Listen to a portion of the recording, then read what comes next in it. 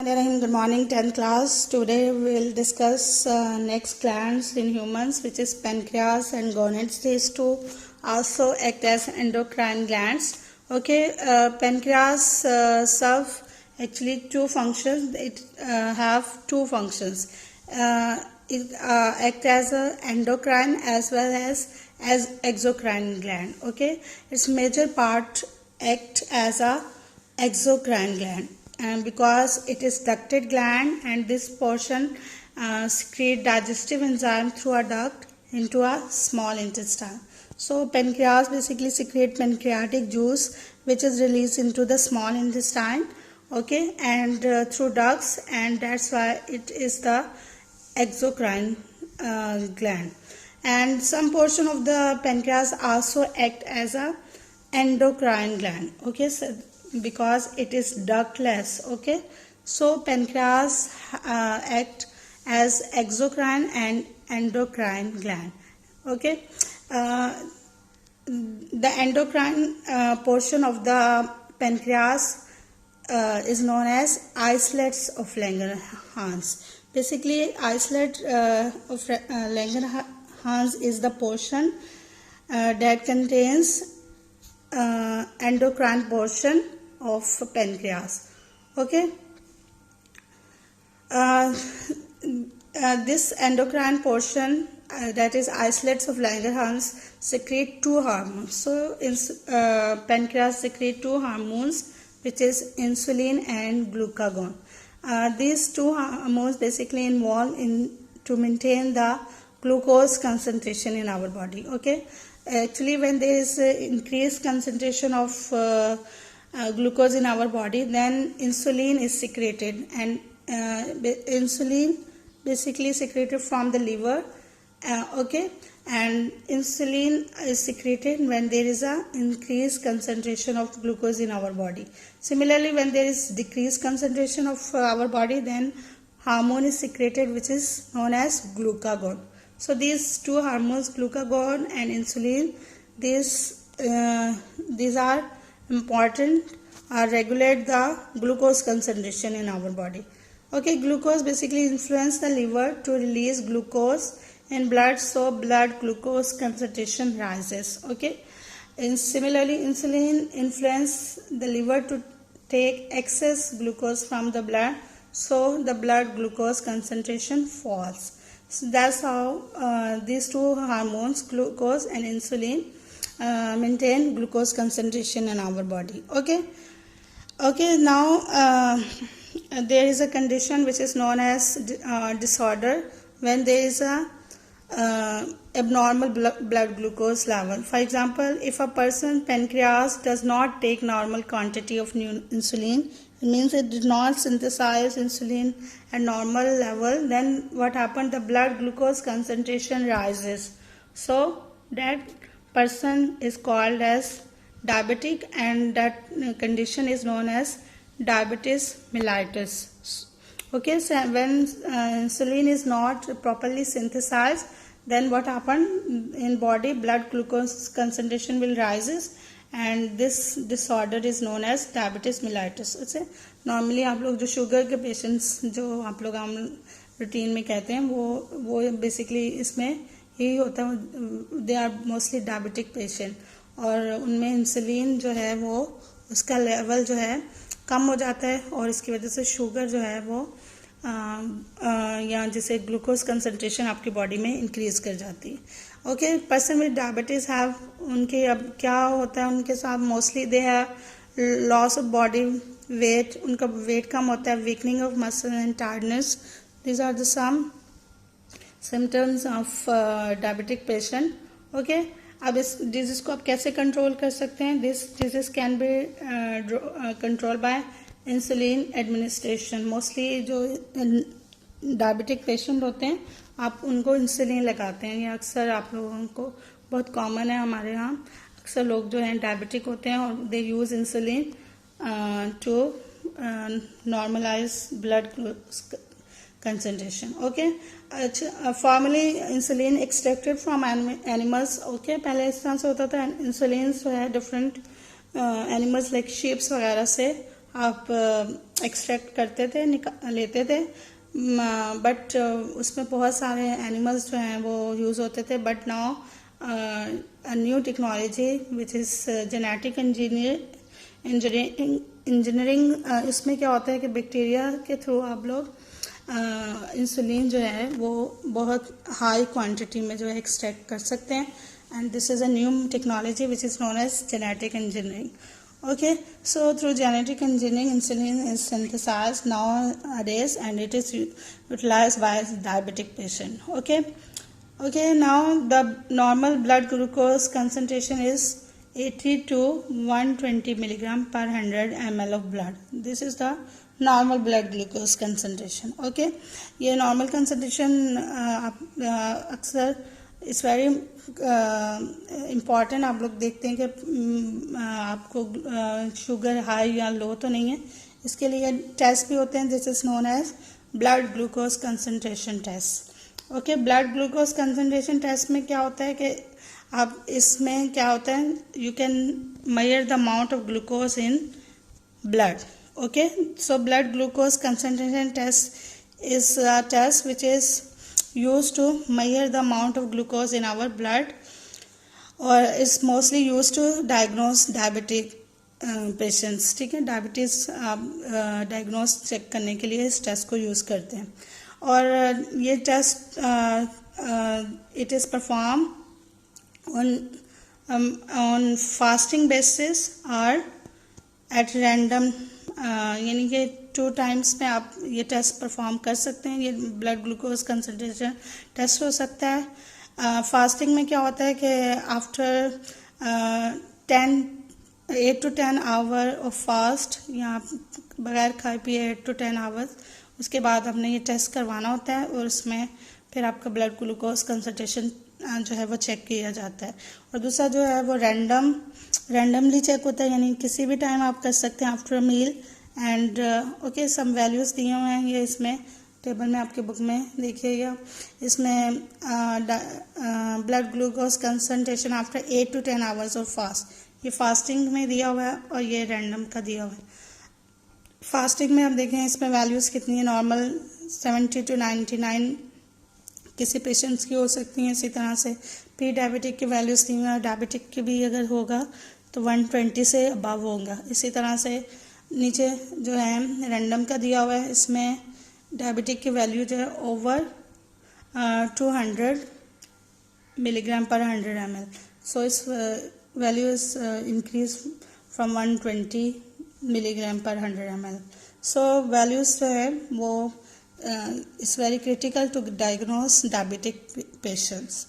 So this blood glucose concentration test is used to check the blood glucose concentration in a human body and is used to diagnose diabetes. Okay, next gland is gonads.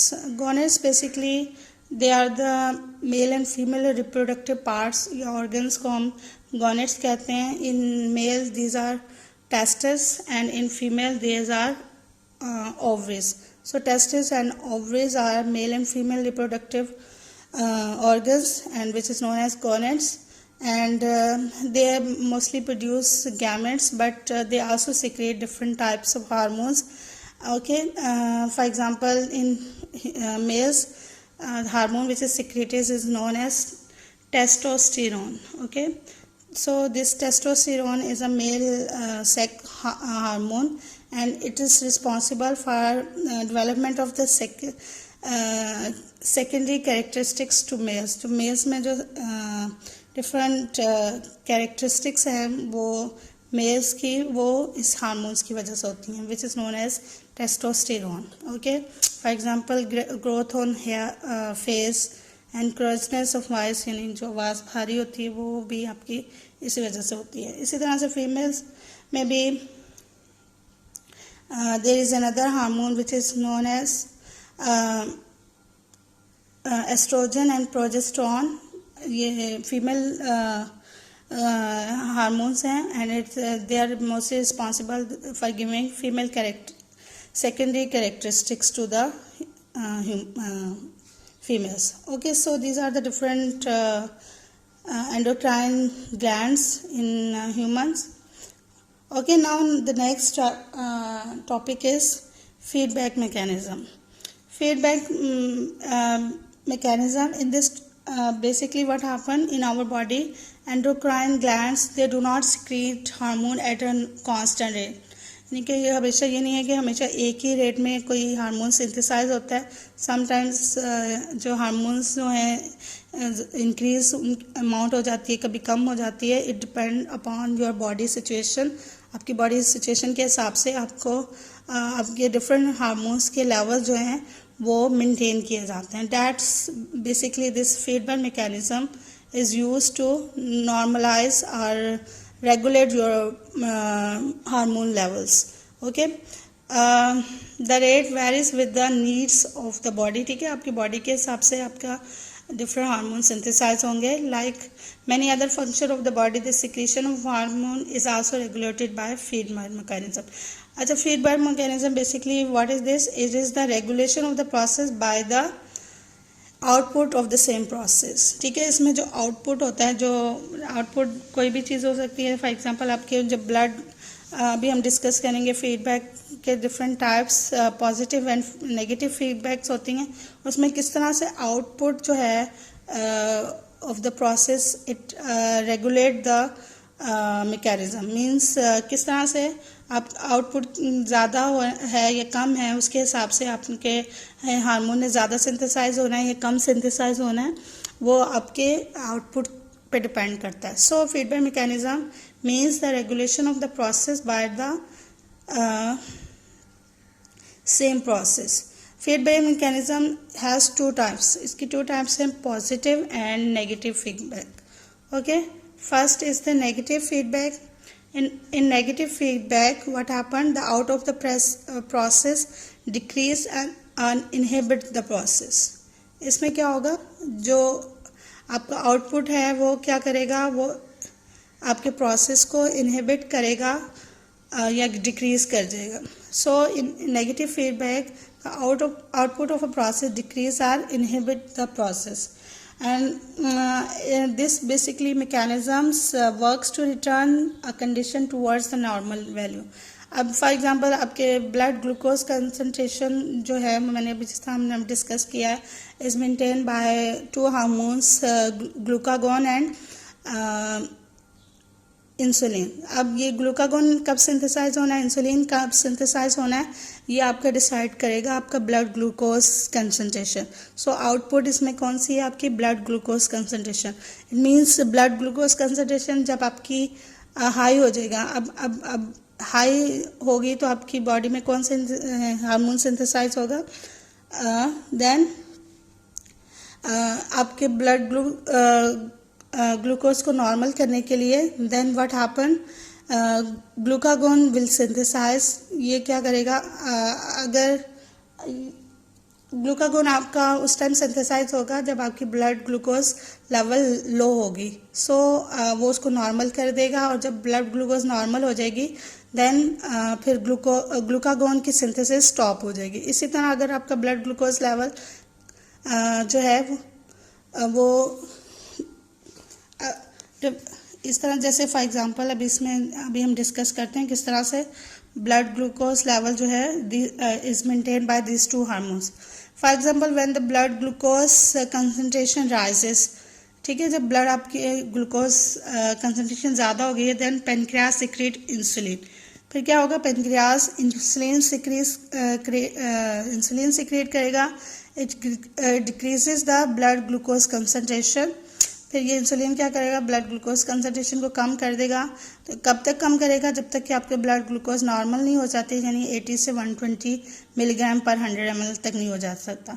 उस time तक insulin secrete होगी, और जब इतना normal condition आ जाएगी then synthesis of insulin will be inhibited. So इसमें क्या होगा कि ब्लड ग्लूकोज लेवल आपके ब्लड में डिसाइड करेगा कि इंसुलिन ने सिंथेसाइज और होना है कि नहीं होना, सिक्रीट और होना है कि नहीं होना. इसी तरह से similarly when blood glucose concentration drop below normal, जब अब ब्लड ग्लूकोज कंसंट्रेशन ड्रॉप होगी देन क्या होगा? Pancreas secrete glucagon. फिर आपका ब्लड ग्लूकागोन में ब्लड में जो हार्मोन सिंथेसाइज होगा वो ग्लूकागोन होगा, और ये आपका क्या करेगा, ब्लड ग्लूकोज कंसंट्रेशन को इंक्रीज कर देगा, और फिर जब नॉर्मल सेट पॉइंट पे ग्लूकोज लेवल आ जाएगा फिर ये ग्लूकागोन की सिंथेसिस इनहिबिट होगी। सो इसमें जो आपका ब्लड ग्लूकोज कंसंट्रेशन डिसाइड करेगी कि कौन सा हार्मोन सिंथेसाइज होना है, इंसुलिन सिंथेसाइज होना है या फिर ग्लूकागोन कंसंट्रेशन सिंथेसाइज होना है। So in negative feedback the output of process that is, इसमें आउटपुट कौन सा है हमारा, ब्लड ग्लूकोज कंसंट्रेशन डिक्रीज और इनहिबिट द प्रोसेस। उससे आपका प्रोसेस कौन सा हार्मोन सिंथेसाइज होना है उसको डिक्रीज करेगा या फिर टोटली इनहिबिट कर देगा, बिल्कुल स्टॉप कर देगा। So in negative feedback the output of a process decrease और inhibit the process. Okay, second feedback mechanism जो है वो है पॉजिटिव फीडबैक। पॉजिटिव फीडबैक इसमें क्या होता है, the changes resulting from the process increase the rate of process. इसकी एग्जांपल है, for example in feeding mothers, suckling action of result to stimulate more hormone. So when babies suck more, feed more, it means more hormone is produced and more milk is produced. So suckling action produce more milk in humans. For example, the changes result from the process increase the rate of process. Okay, so this is the example of positive feedback mechanism. Okay, so this is the feedback mechanism in which we have discussed how endocrine glands secrete different hormones at different conditions के हिसाब से आपके body में किस तरह hormone के levels increase या decrease होंगे। ओके, नेगेटिव फीडबैक में और पॉजिटिव फीडबैक में। Okay, learn this and okay, अल्लाह हाफिज़।